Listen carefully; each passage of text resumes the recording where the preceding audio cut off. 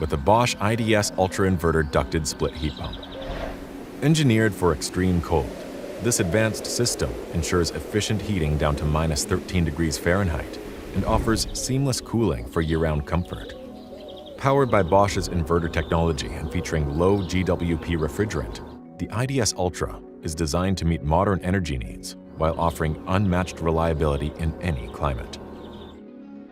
Take advantage of significant rebates and tax credits, such as those provided by the Inflation Reduction Act. For example, households with income below 80% of the area median income can receive up to $8,000 in rebates for installing a high-efficiency, ducted split-system heat pump. Plus, a 30% tax credit on installation costs, up to $2,000 annually, is available through the Residential Renewable Energy Tax Credit. With lower energy consumption, a heat pump can potentially help reduce your utility bills over time. Unlike traditional on-off compressors, the Bosch inverter compressor adjusts its speed in 1% increments to match the cooling or heating load precisely, significantly reducing energy consumption and operational wear. This variable capacity allows for superior temperature and humidity control, operating between 33% and 187% to meet your home's exact needs. The compressor modulates its speed to achieve the indoor coil target temperature with specific target ranges for heating and cooling. This eliminates the risk of freezing the coil while providing superior comfort and dehumidification in cooling. With features like accelerated cooling mode and variable speed indoor air handler, the Bosch IDS system provides enhanced humidity control, making your home more comfortable. The new Bosch IDS Ultra features an innovative technology called enhanced vapor injection to enable efficient heat pump operation in cold climates. Enhanced vapor injection is enabled by the addition of a plate heat exchanger, an additional electronic expansion valve, and complemented by an inverter compressor. The system operates much like a conventional heat pump. When additional capacity is needed at very low temperatures, an expansion valve opens to allow a portion of refrigerant to bypass the traditional cycle. The vapor injection process begins as a portion of the liquid refrigerant is diverted through an expansion valve into the intermediate heat exchanger, transforming it into a cool vapor. This diverted flow is used to further subcool the main flow after it has passed through the indoor coil, heating the inside to the desired temperature. This ensures consistent and comfortable indoor temperatures. By lowering the refrigerant temperature after leaving the condenser, more heat can be absorbed from the cold air by the evaporator, extending the heat pump's operating range down to minus 13 degrees Fahrenheit, making Bosch heat pumps a great choice for colder climates. Pairing Bosch IDS products with the correct air handlers, furnaces, and cased coils is crucial for peak performance.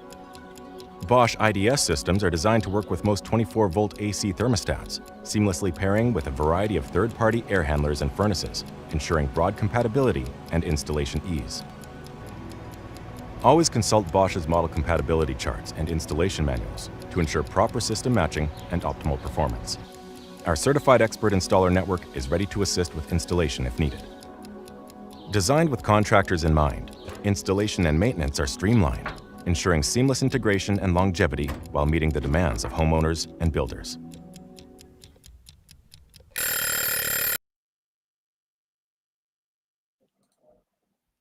Well, hello everyone. Thank you for joining us once again on Did You Know, the ESCO HVAC show. We're so grateful that you are all spending time today to learn about new technologies and innovations coming to our industry. And we really want to know where you're joining from. If this is the first time visiting, we want to make sure that you hop in here and tell us a little bit about yourself and from the industry. So welcome to put things in the chat. Julian, thank you for joining us. Yeah, this is a really cool piece of equipment. I'm very excited about it. That last little photo in that entry, that was me in the whole gold sequin suit at AHR this last year, getting people's attention with new products. It was kind of goofy, but boy, I had some fun. And Tom, thanks for joining us. Mr. Tebby out here, thank you, sir. And actually, Mr. Tebby brought up a great point. We were just talking just a little bit ago.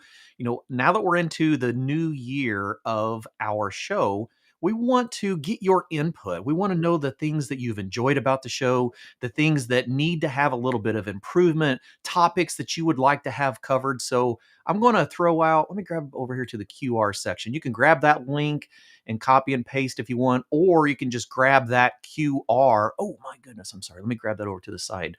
So that is not in our view. Come on now. Sorry about that, Mohamad. All right, so that form will take you over to a job forum. That'll get some input for where you would like to see the show go this year, because we're really moving into some new technologies and we're gonna have a lot to talk about, and we need to know what you would like from us going forward, and this will help plan the topics that we cover on the show for 2025. So today we are very excited to have some new faces on the show from Bosch. We have Mohamad Nasab. Mohamad is the product management manager for Bosch. We also have Trevor Shane, which is the digital solutions lead. Gentlemen, thank you so much for joining us today. How's the weather in your area of the woods? Cold. Yeah, where are Yeah, you at, today's the Trevor? day we need the Ultra. Oh yeah. Yeah, Trevor, where are you at? Watertown, Massachusetts. Oh, okay. And Mohamad, I know you're in Canada. No, actually, the background is in Canada. Oh, okay. Physically in Watertown, Massachusetts as well. Oh, okay. All right. So yeah, Yeah. absolutely, plenty of cold. Yeah. All right. I'm gonna hop over here in a chat, keep an eye on things. Oh yeah, we got quite a few people in here. George, thank you so much for joining us from Western Kentucky. We've got Kendrick. Kendrick has been hanging out with us a lot, and I'm glad that you're with us today in Chicago. It's kind of cold up there too. I know here in Indianapolis, we got like 12 inches of snow. Catherine Donahue over in Hillsboro, she is a regular on the show. Katie's actually been with me since like back in my old Johnstone days when I first started doing this stuff, which was like even pre-COVID. Paul Leonardi, thank you for being in here with us. Howard's out here joining us from Thornton, Colorado. David, glad you're here today. Yeah, up in Ontario. So this is right up your alley, David. So when we start talking about capabilities of new heat pumps, it's products like this that really get me excited. Hey, Nick, join us from Massachusetts as well. Thanks for being here. Yeah.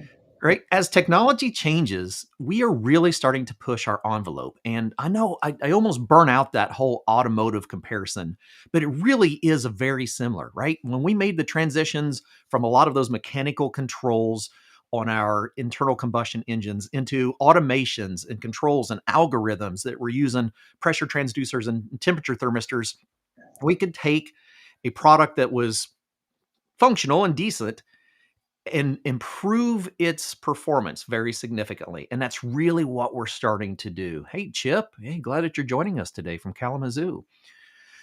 So let's dive a little deeper into what's happening in the world of Bosch. And so we've got quite a bit of things that we can go over today. While I'm getting that presentation ready, Trevor, Mohamad, why don't you guys share with the community a little bit your experience and background in the industry? Yeah, sure. Actually, you were talking about automotive, and that's a perfect segue because that's the industry that I came from. Oh, very. So I've been with Bosch about 9 years Mhm. now, and 8 of those were in the automotive sector. So Oh, very good. I finished as an R&D engineer. I was working on thermal systems and refrigerant systems for the next generation of EV. And it is really interesting to see the parallels Mhm. between the automotive Yeah, industry and residential and commercial HVAC now. So absolutely. now I've been with Home Comfort about 1 year, and it's been great. Oh, that's cool. So yeah, we got a lot of stuff we could talk about. We can go down the automotive rabbit holes and we'll have stuff to talk about if we need to. Fantastic. Mohamad? So I've been in the industry for about 7 years. With Bosch, 3 years of them. For that, I was with another company. I was working on variable speed product, both ACs and heat pumps. So Very good. very familiar with inverter equipment. Mhm. And my background is in engineering. I started my career as a product development engineer, and at Bosch, I transitioned to product management. Very nice. All right. This is what I enjoy. I enjoy getting a variety of perspectives from our industry. I always say that our industry is plagued too much by middle-aged technicians like myself, which is great. We all need to learn about what the products look like once they hit the field, but the engineering that goes into them, the research, the design, there's a very significant amount of information that doesn't get addressed in the industry as much as it should. Hey, thank you very much for joining us, Brian. We're going to talk about a variety of different things along the way here, so we'll keep that in mind as we get there, though. All right, so let's go ahead. We got a couple different presentations that we'll be able to work with today, and we're really going to spend most of the time on the IDS Ultra because it's the largest transition. It's the highest efficiency. It's set so many standards in our industry. It's progressed the cold climate heat pump challenge from the U.S. Department of Energy, so there's a lot of things to talk about this. And to some of you, this may be a new product, especially when we get into some of the technology that we're using. And so, whether you're a contractor or an educator, there's going to be things in this presentation that might not be as comfortable for you as they will by the time you get done with this, right? There's a whole lot of talk about these cold climate heat pumps, and which really it's we got classifications, we have a terminology for it, but we're really talking about heat pumps that are capable of running solely as the heat source in multiple areas of the country. And maybe we'll take a little time. We'll compare the different product heat pumps from Bosch and to show different climate areas that they'll work in. So we do want to make sure that you know a disclaimer. This is for educational purposes, right? So we're here to train. We're not here to of course, we always sell things along the way. We're all in the business of selling things, but we're really here for education and training, right? So we want to help you get more comfortable with new products and best practices in our industry. So, all right, let's talk a little bit about this new ducted split system solution from Bosch. All right, where do we want to start on? How about we start on this one? All right, who's going first? Mohamad. Yeah, so I can go first. Okay. So really, why did we launch a cold climate heat pump? And this slide covers the reasons from legislation and regulatory landscape. Okay. So you can see that the DOE has a new federal minimum efficiency ban on non-condensing furnaces starting 2029. Of course, this is up to legal challenges now, Sure. but it really shows where the DOE is heading, right? All eyes are on electrification, and gas furnaces, we see them as to continue to be an option, but we also want to provide an option for people that choose to go with a fully electric system, and especially those in the northern climate. So other than the DOE, also, but part of it is the EPA, which is responsible for the Energy Star program. You can see that they have a specific criteria for cold climate. So another push for cold climate heat pumps. And then a general push from a legislation perspective on heat pumps in general, right? We've seen the IRA, we've seen also, again, the EPA draft legislation to remove cooling and gas furnace systems or specific gas furnace systems from the Energy Star program in 2026. So a lot of push that is coming from the government, whether it's from the DOE, EPA, or also from Congress as part of the IRA for heat pumps, electrification, and we also want to be part of it, and we want to provide an option for it. This is kind of what this slide covers in a nutshell. And hopefully people are starting to be aware that this is not just in the HVAC industry that we're making a lot of these strides and transitions. When we mentioned that whole non-condensing furnace, we're also going to be looking at that in our water heating space as well. So we're going to be transitioning into a lot of new technologies, not just in HVAC, but in other energy moving sources. So we'll spend time in 2025 diving deeper into our higher performance water heating solutions, which sometimes we'll call heat pump water heaters. We'll call them hybrid water heaters. And there's a variety of combinations in there, but we will start talking about more of those here for 2025 because we're going to be making this same style of transition in the water heating sector as we are looking at into the HVAC sector of things. And when we start looking at efficiency and rebates, I actually just did a really good podcast with the Department of Energy. I'll be releasing that here in a couple weeks, talking about different types of incentives and rebates and ways that we can stack some of these things, because there's rebates that are coming through not only at the federal level, but at state and local levels to encourage us to look at some of these higher efficiency products. And it's making it a lot more affordable for the homeowner, because that's one of the first things that we hear from the industry when we say, oh, we're bringing out new technology. They go, oh, great, that's going to be expensive. Interesting. Oh, it's going Yeah. to hurt the bottom line. And when we actually stop and look at it, you're going to find that a lot of these solutions are actually a much better fit for your long-term goals, Mhm. for cost and energy conservation. And so there's a whole, especially Mike's joining us from California, Indio, California. California is even more aggressive than a lot of the country on some of these initiatives and rebates as well. I mean, Mhm. we haven't always talked about heat pumps in California before, but now we're actually starting to see a very significant push for heat pumps in California. They're used as, primary energy sources. And so we may end up diving into that a little bit later, but we definitely want to hang in and talk about this equipment first. Mhm. Okay. Oh, look at, let's talk about some of these trends that we're actually getting. Dave, Jim Bergman, thank you for joining us, sir. Anybody know that name out in the industry? Hope so. Probably every technician on here today. All right. So yeah, let's talk about some of the trends that we're seeing across the country that is driving some of this innovation. Yeah, so some of these trends, this is from the Washington Post. It shows um, the U.S. residential heating sources, and you can see that the Northeast heavily depends on oil for heating. Midwest is a mix between natural gas and propane. The South is electric, and Northwest is wood. So there is very low heat pump penetration when it comes to above the Mason-Dixon line, That's the right? traditional. You can see that the Northeast electric is not the primary solution, nor in the Midwest. And of course, that is part of it is because there hasn't been really a heat pump that can deliver the capacity needed for those cold climates, and not only deliver the capacity, but also at an efficiency level that the consumer is comfortable with. Yeah, indeed.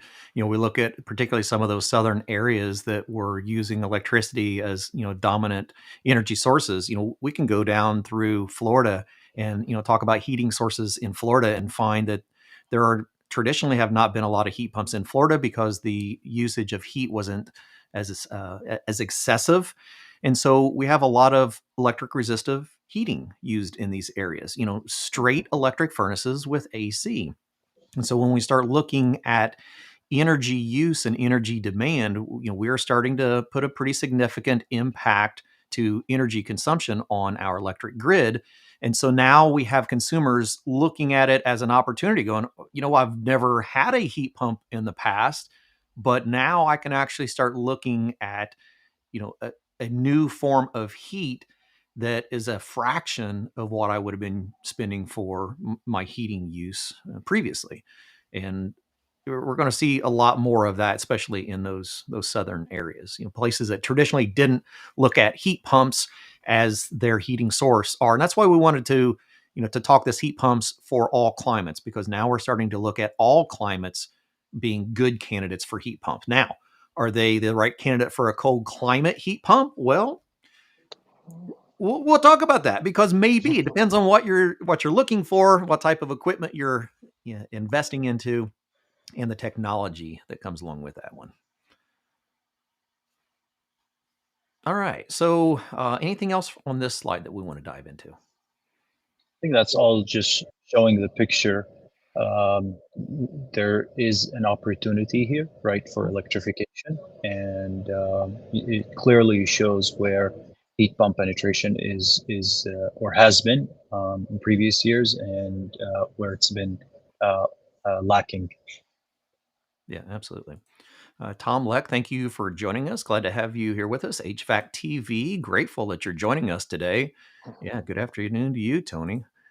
All right, so let's move along a little bit here. And let's talk a little bit about the challenge and where this equipment was developed from. Trevor, you want to take that one? Yeah. So there's a little bit of history here that I think was kind of missed, I think. And it's kind of interesting coming from automotive because I knew a little bit about it, but Mhm. when I came to residential, it seemed like nobody really knew about it or thought about it. What? So one of our products, the mini split system that we have a version called the Max Performance. Yes. And this is using a technology, so this is inverter driven, Yeah. but it's also using a technology that we kind of never really covered before, but it's been out there, right? So if we look at Max Performance Mini Split, this will provide heat down to minus 22 degrees Fahrenheit. Mm. And some people just assume, oh, well, you just run the compressor more. Yeah. But that's not the answer, actually. Okay. So that system's using a flavor of a technology called flash tank vapor injection. And the next step to that is what we call enhanced vapor injection. Okay. And this is the technology that's enabling the Ultra to provide 100% capacity at -5 and continue to run down to -13 degrees Mhm. Fahrenheit. Yeah. So it's kind of an evolution, right? So we're Sure. building on these blocks of knowledge that we already have that have been out there in the market, but enhancing them. Okay, so that flash tank vapor injection on ductless, how long has that been in the industry approximately? Oh, that's a good question. Caught you But on the it's like spot on that one, didn't I? it's like thermodynamics, right? You start thinking back on it and you go, "Oh, Yeah. this is 100 years old," right? Right. I don't actually know when the Max Performance line came out. I haven't been in More the than home 5 comfort years? for long. Yeah, definitely more than 5. Right. I put in a mini split system at my previous house in Michigan, and I had the option to do Max Performance, and that was at least 5 years ago. Okay. Yeah, and that's what I was looking for because I myself am looking at the Max Performance as a ductless option on a little barn dominium that I'm building, and so Mhm. I keep looking at that going, "Man, that's a lot of heat capacity." The extended heating data tables for that is insane. We'll cover that Yeah. one on another episode of the performance that we're getting out of the ductless, but we're gonna stay primarily on our ducted solutions for today. Mhm. Yeah. Yeah. Just want to add to that slide. The DOE called Climate Heat Pump Challenge. So, as part of the shift that we're seeing in the legislation and regulatory perspective, which I spoke about in the beginning, and also the low penetration that we've been seeing in the cold climate world, we participated in the Department of Energy's Cold Climate Heat Pump Challenge. Yes. So this was a challenge hosted by the Department of Energy, and the goal of it was to advance heat pump technology, is to provide a solution to customers that wanted to stay in an electric solution, living in colder climates. And Bosch joined this cold climate challenge. We joined in 2022, and this challenge had very stringent requirements. One of them was it needed to have 100% heating capacity at 5 degrees Mhm. and operation down to -10 at least. It also needed to meet the Energy Star criteria, and it also had some specific control logic and staging requirements. Um, so we had a prototype ready in Q2 of 2023, and we did lab testing at the Oak Ridge National Lab in October of 2023. We then did field tests between October, and the field trials are still ongoing, but we did go to commercialization. We thought that we had pretty comfortable data to go with commercialization in October of 2024. So the product is now ready and is for sale. And we've been seeing a lot of interest from our customers and also from our distributors. And the DOE right now is looking at the data from the field trial and is engaging with utilities to, drive rebates for those specific DOE cold climate heat pumps. So a lot of interest also from the homeowners that participated in our field trials. Um, Everyone has been saying that they're liking the heat pumps, and even two of them had dual fuel systems, or I think two of them had furnace only systems and transition to a complete electric solution, and are saying that they find the heat pump very, very comfortable. Yeah, I've actually read those reviews of those field trials, and those are very, very exciting because those are northern installations of people that are used to gas furnace applications Yeah. primarily, and are really seeing the benefit of these high capability heat pumps. I was actually fortunate enough to see the IDS Ultra in test down at Oak Ridge. I went down this last summer to do some behind the scenes class and visit the facility, and I'd seen the Ultra. I was like, oh, we're getting closer, because I'd seen a preview for it at AHR, and then I seen it at Oak Ridge and went, okay, now we're getting pretty serious. So the products are actually starting to hit the ground now, which is incredible. Yeah. So this is just the timeline. You can see the field trials, and it's available now.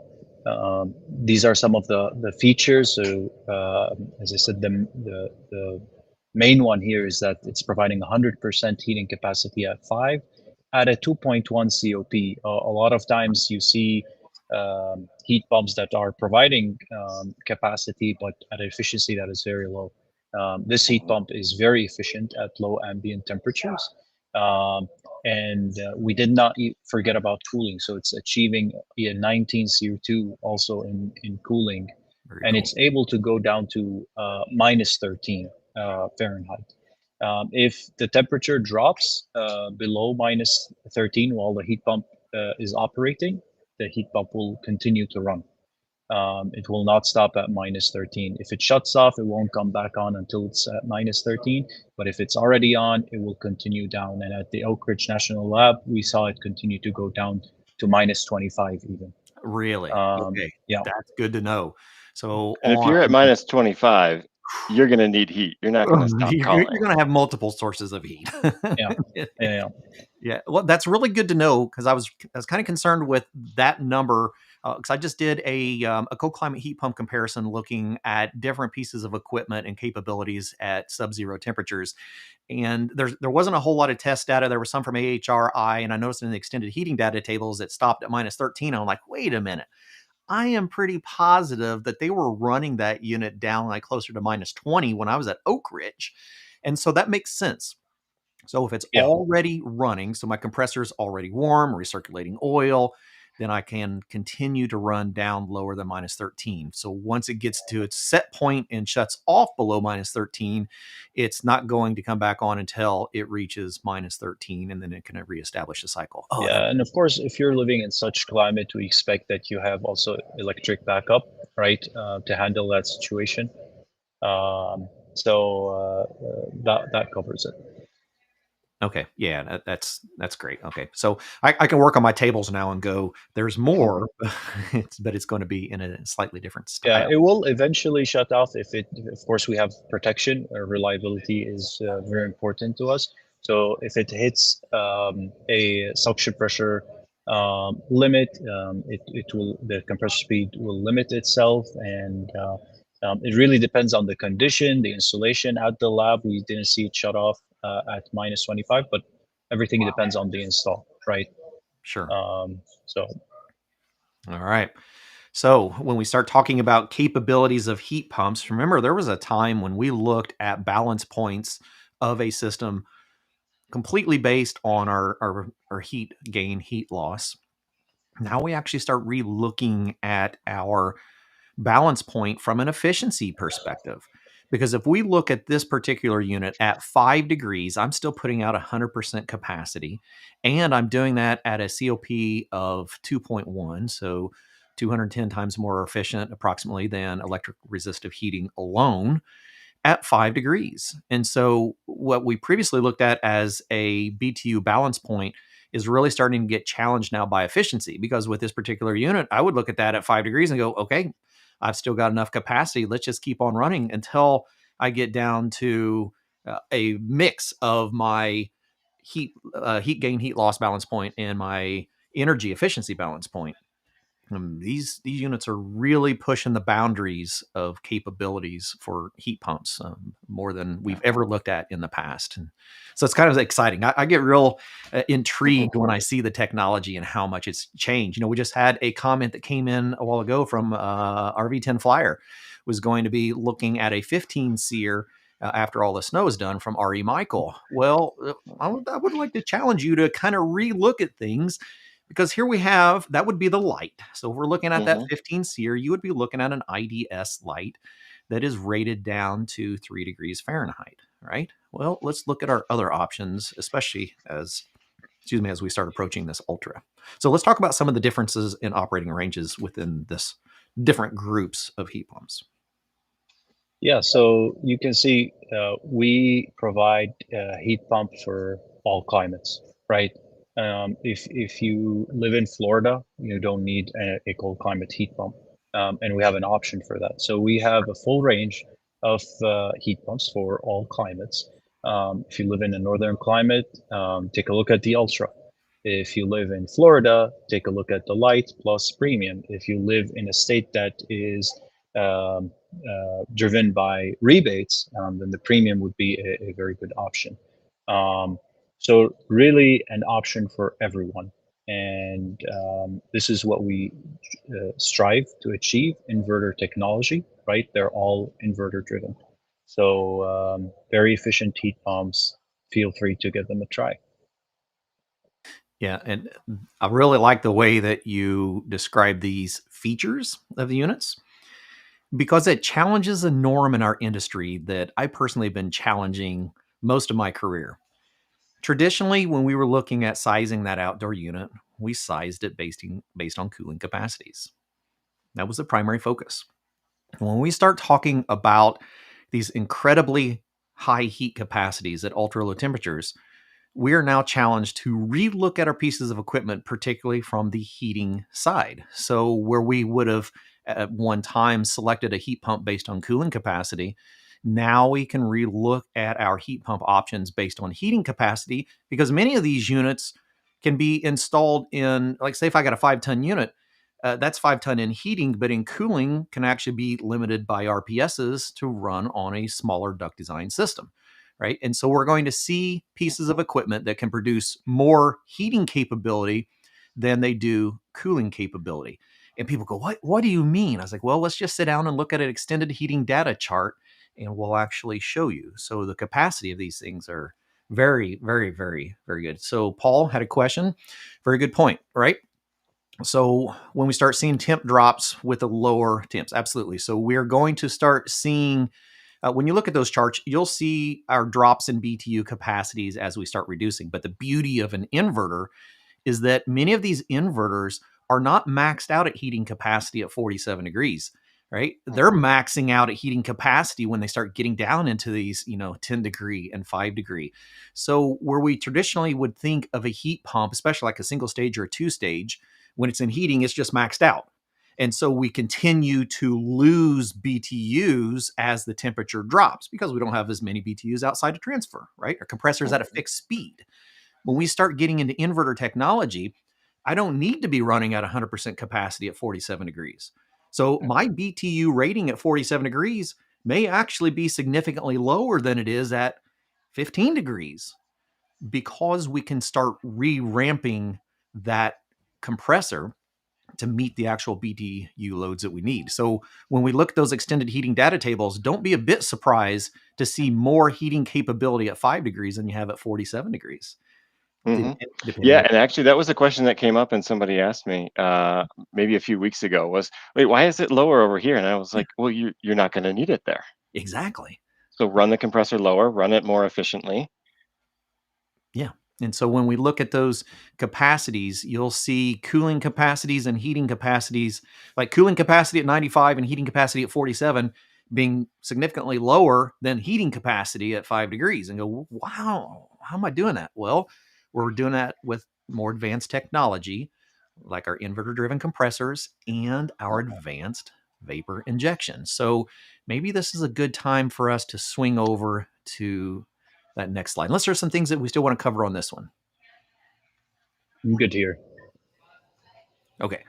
All right. So let's talk about the equipment. So for those of Yeah. you from the industry that are familiar with our traditional refrigeration cycle on our heat pump, this is not going to look much different to you, except for another component or two, right? So Yeah. it's an ingenious adaptation of traditional heat pump, inverter heat pump technology that just allows us to push the boundary of our compressor and from our operating envelope. So you guys want to dive a little bit into what this enhanced vapor injection is doing on the system? Yeah. So what you can see here is basically a schematic of what we've got going on for the Ultra and the enhanced vapor injection. The outside of this loop we can see is basically our traditional refrigerant system, right? Right. So we've got our compressor up top. Since we're in heating mode, our indoor coil is going to be our condenser.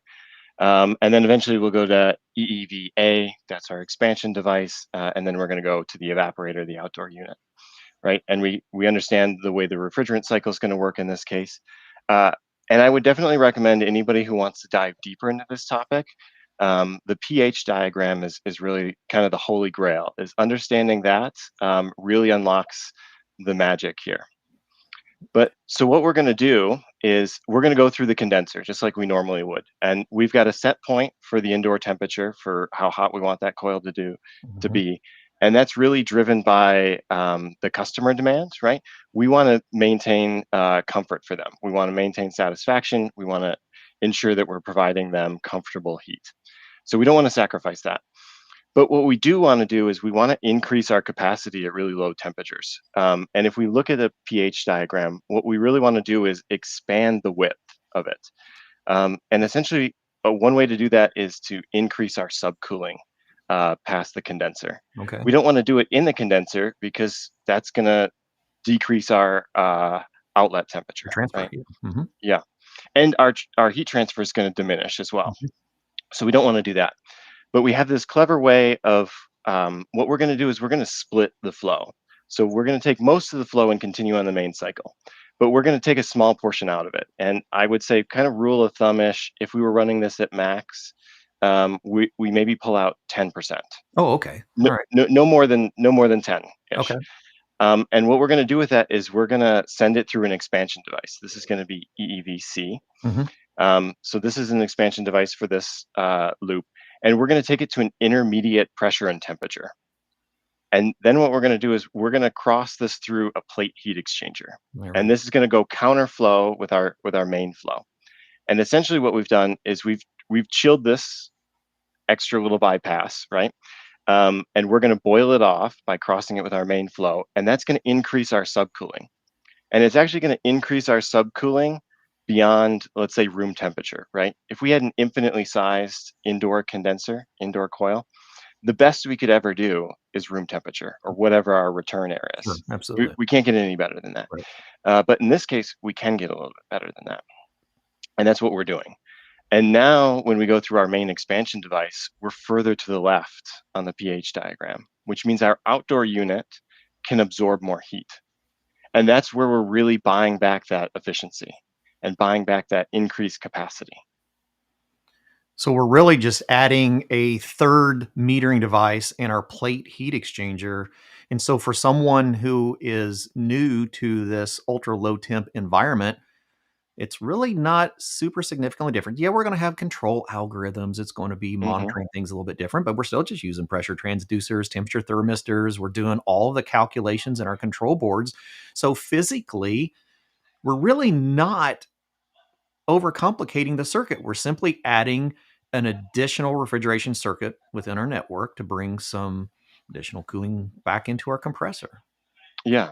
And so like you said, we're going to have sensors. So we've got a sensor on the inlet and outlet of the plate heat exchanger on that injection loop, and we're going to be measuring the superheat of that. So we're going to be modulating that EEVC to make sure that we completely boil it off before it goes into the compressor. This is also going to be a special vapor injection compressor. So this will have 2 inlets and 1 outlet. Okay. And then each of the inlets, so your main flow is going to have a full-size accumulator. Yep. But then your injection inlet is also going to have a mini accumulator on it. No And kidding. so when the system starts from rest, it's always going to draw gas. Exactly. No pulling liquid back into our pump. Yeah. Mhm. It's great. I mean, it makes sense to me when you think about it. It's like, okay, how can we make the most advanced heat pump on the market? You want to subcool some liquid? Let's just make it wider. Holy Make the pH wider. Okay. Yeah. And we do have some of those diagrams. So if anyone in the chat is interested in looking at that, we can dive, and we're all HVAC nerds here. We can dive deep in this. We wanted to make Yeah. sure we were hanging out at that 1,000-foot view so that you're comfortable bringing this technology into the classroom and into your, your contractor training facility, getting the students and the technicians comfortable with it, because it's really what we're trying to do is we're trying to help break that stigma of a new technology, because many people are like, oh man, these new technology, they're just going to be miserable, and then they're just going to have so many control boards, they're just going to melt. And well, if you've already started working in the world of heat pumps and you've already got a general functionality of an inverter and you've got a general control of an electronic expansion valve, it should really make sense to you. It's nothing crazy drastic. It's just been well engineered to get maximum performance out of it. Mm-hmm. All right. Over in the chat, anybody got any questions? Because surely you got to be looking at it now going, okay, I see that. And I think I can handle this and not be completely overwhelmed with the transition. Okay.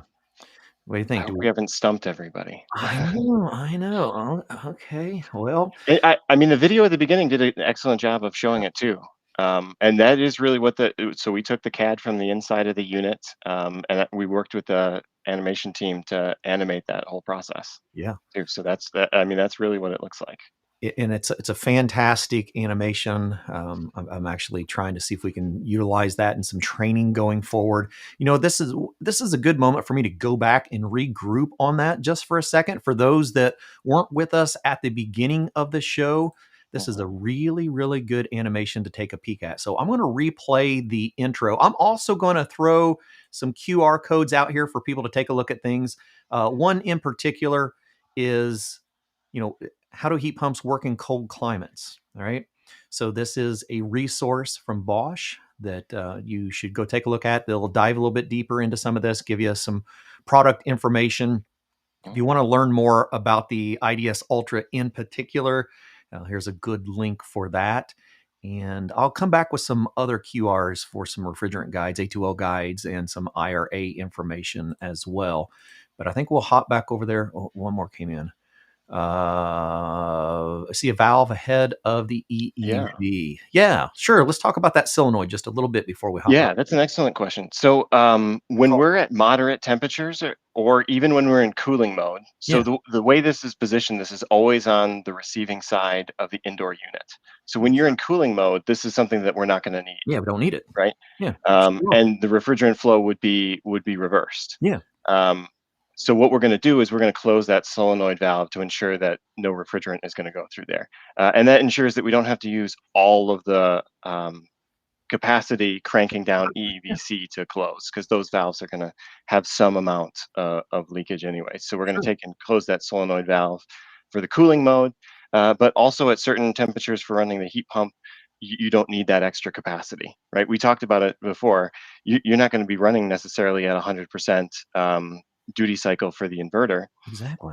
At moderate temperatures, so you're not going to need it. If I don't need it, I'm just running like a high SEER heat pump until I need the extra capacity. Yeah, but there is a slight added benefit of starting to run that earlier, even at slightly moderate temperatures. So our system actually starts to open that solenoid valve between 50 degrees and 40 degrees. And part of the reason for that is because you can absorb more heat, your compressor doesn't have to work as hard for the same capacity. So you can decrease the compressor speed, and that's going to save you on energy, but it's also going to help reduce noise. You bet it would. As well. Yeah.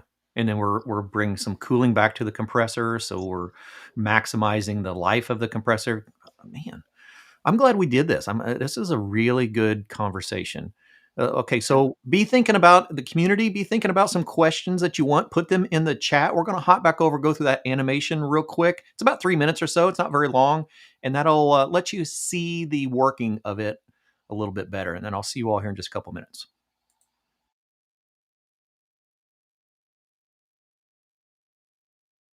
Welcome to the next level of home comfort with the Bosch IDS Ultra Inverter Ducted Split Heat Pump. Engineered for extreme cold, this advanced system ensures efficient heating down to minus 13 degrees Fahrenheit and offers seamless cooling for year-round comfort. Powered by Bosch's inverter technology and featuring low GWP refrigerant, the IDS Ultra is designed to meet modern energy needs while offering unmatched reliability in any climate. Take advantage of significant rebates and tax credits, such as those provided by the Inflation Reduction Act. For example, households with income below 80% of the area median income can receive up to $8,000 in rebates for installing a high-efficiency, ducted split-system heat pump. Plus, a 30% tax credit on installation costs up to $2,000 annually is available through the Residential Renewable Energy Tax Credit. With lower energy consumption, a heat pump can potentially help reduce your utility bills over time. Unlike traditional on-off compressors, the Bosch inverter compressor adjusts its speed in 1% increments to match the cooling or heating load precisely, significantly reducing energy consumption and operational wear. This variable capacity allows for superior temperature and humidity control, operating between 33% and 187% to meet your home's exact needs. The compressor modulates its speed to achieve the indoor coil target temperature with specific target ranges for heating and cooling. This eliminates the risk of freezing the coil while providing superior comfort and dehumidification and cooling. With features like accelerated cooling mode and variable speed indoor air handler, the Bosch IDS system provides enhanced humidity control, making your home more comfortable. The new Bosch IDS Ultra features an innovative technology called enhanced vapor injection to enable efficient heat pump operation in cold climates. Enhanced vapor injection is enabled by the addition of a plate heat exchanger, an additional electronic expansion valve, and complemented by an inverter compressor. The system operates much like a conventional heat pump. When additional capacity is needed at very low temperatures, an expansion valve opens to allow a portion of refrigerant to bypass the traditional cycle. The vapor injection process begins as a portion of the liquid refrigerant is diverted through an expansion valve into the intermediate heat exchanger, transforming it into a cool vapor. This diverted flow is used to further subcool the main flow after it has passed through the indoor coil, heating the inside to the desired temperature. This ensures consistent and comfortable indoor temperatures. By lowering the refrigerant temperature after leaving the condenser, more heat can be absorbed from the cold air by the evaporator, extending the heat pump's operating range down to minus 13 degrees Fahrenheit, making Bosch heat pumps a great choice for colder climates. Pairing Bosch IDS products with the correct air handlers, furnaces, and cased coils is crucial for peak performance. Bosch IDS systems are designed to work with most 24-volt AC thermostats, seamlessly pairing with a variety of third-party air handlers and furnaces, ensuring broad compatibility and installation ease. Always consult Bosch's model compatibility charts and installation manuals to ensure proper system matching and optimal performance. Our certified expert installer network is ready to assist with installation if needed. Designed with contractors in mind, installation and maintenance are streamlined, ensuring seamless integration and longevity while meeting the demands of homeowners and builders.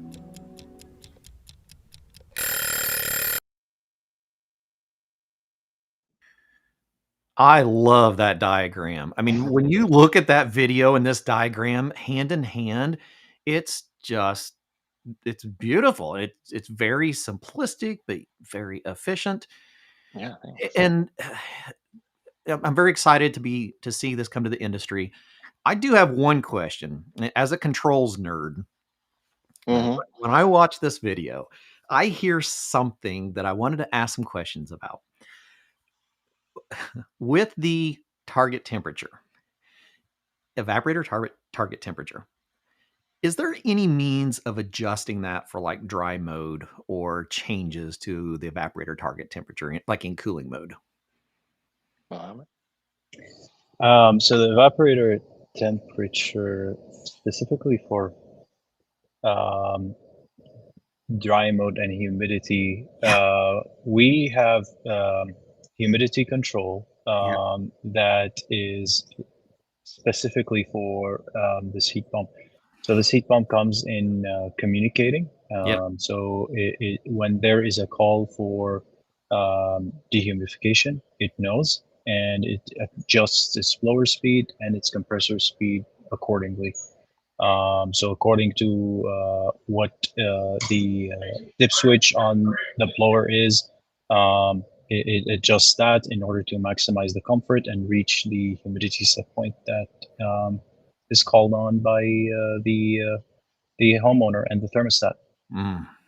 I love that. Yeah, Jim, you're exactly right. I'm so glad you joined us today. I really appreciate you being here. Love to have you here more often. If you want to hop on the show sometime, Jim, please let me know. There's so many things that we can bring elevated education to the industry with. And yeah, that's really what we're doing. I mean, when you think about the principle of it, it just makes sense. The reason I brought that up with the evaporator target temperature is there are, particularly in the South, we have complaints of contractors that struggle with inverters and dehumidification. And I think it's because they're just not as well educated on the function of variable speed blowers and their effect on capacity with an inverter. If we talked Mhm. about a traditional system, not what I said, I know we're talking about heat pumps, but I'm wanting to shed some light on the importance of this technology in the cooling mode as well. Like if we talk about a traditional single stage or two stage unit, if we were wanting to adjust our evaporator target temperature, we simply changed fan speed, right? Because our capacity didn't change, right? So we changed our sensible heat ratio by changing the airflow across the evaporator. And so many technicians are stuck with that same mentality when they get into inverter technology and they go, "Oh, I'm not dehumidifying enough. I'll just reduce my fan speed like I used to do," not realizing that because we have target evaporator temperatures, if I reduce fan speed, all I'm doing is reducing capacity. Yep. That's it. Now So this heat pump knows and it handles that accordingly. So it adjusts the compressor speed to where it needs to be, and it lowers the fan speed. So you won't be just reducing capacity, but you will also be maximizing humidity comfort. exactly. And so for those that are struggling with understanding dehumidification capability with an inverter, I do believe it's just because you haven't given us the chance to show you the benefit of the inverter for dehumidification, especially when we have dry mode. Because in that dry mode, we're probably going to adjust that evaporator target temperature down a little bit. We're going to reduce that fan speed. We're going to do just exactly what you were saying, Mohamad. We're going to maintain based on a humidity control versus the traditional temperature control and changing fan speeds to adjust humidity. So the capability of these systems in southern climates are more important than we have thought of traditionally. Because we Hmm. started looking at these cold climate heat pumps, and we have a lot of our country going, it doesn't get cold enough to need a cold climate heat pump down here. And then I go, are you struggling with dehumidification? Maybe you just need a slightly more advanced piece of equipment to do that dehumidification. And oh, by the way, you're not going to need any electric resistive heating because your heat pump is now capable of your full heating load. So we've conquered heating capacity in the heating mode, and we've conquered dehumidification in the cooling mode all in one piece. Yeah, that's right. You got Yeah, it. and I think you said it. Setup is really important, It is. right? Is knowing that that function is there and available, and setting it up out of the box when you commission it Yeah. is critical to Yeah. getting that level of quality and comfort. Yeah. It's really comes down to understanding the pieces of equipment. You know, Trevor, this is probably going to this is probably right up your alley. When we talk about automotive, um, what would I call them? I wouldn't call them engineers. When I talk about automotive owners that utilize the technology to get maximum performance out of an engine, it's because they've Hmm. understood how the controls work, right? Uh, Yeah. I could take a 150 horsepower four cylinder and turn it into a 300 horsepower four cylinder if I know the controls, right? Hmm. A car is going to come with a predetermined set of controls, but that doesn't mean they can't be modified for more performance or more fuel efficiency, right? That's the reason Yeah, we have those exactly. different modes in our modern vehicles. We're just shifting the parameters on our algorithms around a little bit. When we Hmm. get into these more sophisticated pieces of equipment, we need to understand, yes, out of the box, it's probably going to come with a program that should work pretty decently. But the more I can understand that piece of equipment and its capability, now the better of an installation and commissioning I'm going to do. Because you're right. If it's not Yeah. sized and installed and commissioned properly, it will never get the maximum performance out of it. Yeah. And one thing you mentioned before too, duct sizing and airflow. With inverters, you restrict the airflow, you reduce capacity. Same thing again. Because Yeah. it's looking at that return refrigerant and modulating the compressor speed to match it so that the vapor quality coming back is always the same. But if you reduce the airflow, less can boil off or condense. So it's going to Mhm. modulate itself down. So you need to make sure that your ductwork is sized properly too. It's not going to want to overcome that on its own, right? Exactly. Yeah, that's one of the biggest misperceptions when we talk about airflow. People say, "Oh, those variable speed motors, those ECMs, they'll overcome some static pressure." No, they don't. There's always a negative benefit. And the same way with our inverters, there's always a negative benefit. So it's going to be extremely important to understand the similarities of these new pieces of equipment and the differences of these new pieces of equipment so that we're doing the proper installation. It's not a unbox, plug and go scenario, which some of our contractors have utilized in the past. We have to spend a tad bit more time on setup. But when we do, now we've got customization. Hmm. Now we can really do some amazing things with this very advanced piece of technology. Yeah. And And a it got me product that can excited. I fit can't wait to get so hold of many it. regions. Yeah, that's it. That was the reason of calling this heat pumps for all climates. Do I need a cold climate heat pump in the South? Maybe.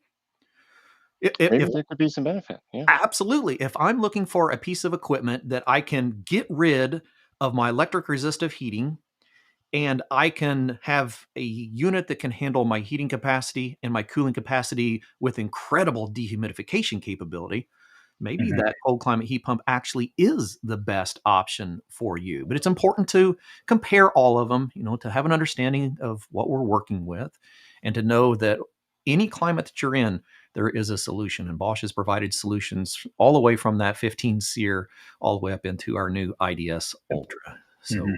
That big, is big correct. changes in our industry. Mhm. All right, we're getting to the end of the show, guys. Any slides we want to go regroup on? I did mention to everyone that I was going to bring up some additional QR codes. Let me hop over there real quick. So when we're talking about those rebates, right? It makes sense when we start getting into higher performing pieces of equipment. They're going to be more incentivized federally, locally, right? So you want to Mhm. make sure that you get a little educated on these IRA rebates and what that means to the industry. Particularly if I'm a contractor, this is a fantastic resource for you to start looking at your equipment going, well, maybe I can start using a top tier or maybe a fourth product lineup that financially competes with some of the product lineups below that because of a variety of incentives, tax rebates, and IRA rebates.